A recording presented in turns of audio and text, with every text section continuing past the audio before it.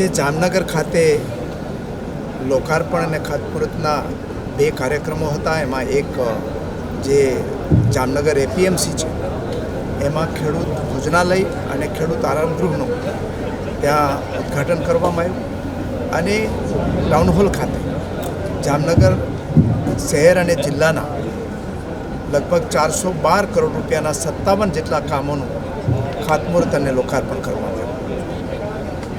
યશસ્વી પ્રધાનમંત્રી નરેન્દ્રભાઈ મોદી જ્યારે ગુજરાતના મુખ્યમંત્રી હતા ત્યારે 2005માં જે શહેરી વિકાસ વર્ષની ઉજવણી કરીને શહેરી વિકાસના એક નવા આયામો સાથેના જે કાર્યક્રમો આપ્યા હતા એ કાર્યક્રમોને આગળ વધારવાનું કામ આપણા લોકપ્રિય મુખ્યમંત્રી શ્રી ભૂપેન્દ્રભાઈ પટેલ ગુજરાતમાં કરી રહ્યા છે.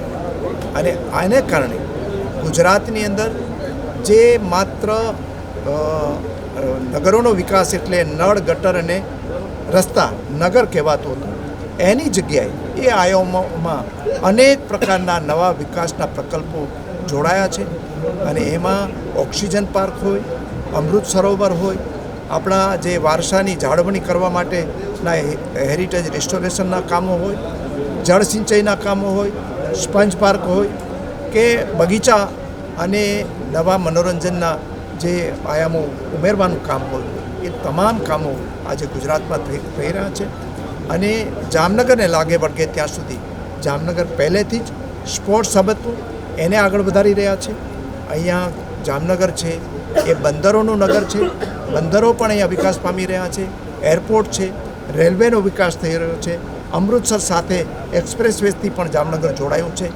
એ રીતે જામનગર માત્ર ભારત નહીં પરંતુ વિશ્વના નકશા ઉપર લઈ જવાનું કામ જે આપણા યશસ્વી પ્રધાનમંત્રી નરેન્દ્રભાઈએ કર્યું હતું એ અને આગળ વધારવાનું કામ અમારા સૌના માર્ગદર્શક ભૂપેન્દ્રભાઈ પટેલ કરી રહ્યા છે. આજે આ લોકાર્પણનો જે કાર્યક્રમ હતો એમાં અમારા મુખ્યમંત્રી શ્રી વર્ચ્યુઅલી જોડાયા હતા અને અમારા સાથી કેબિનેટના સાથી રીબાબા જાડેજાની હાજરીમાં અહીંયા ખાતમુહૂર્ત અને લોકાર્પણનો કાર્યક્રમ સંપન્ન થયો છે.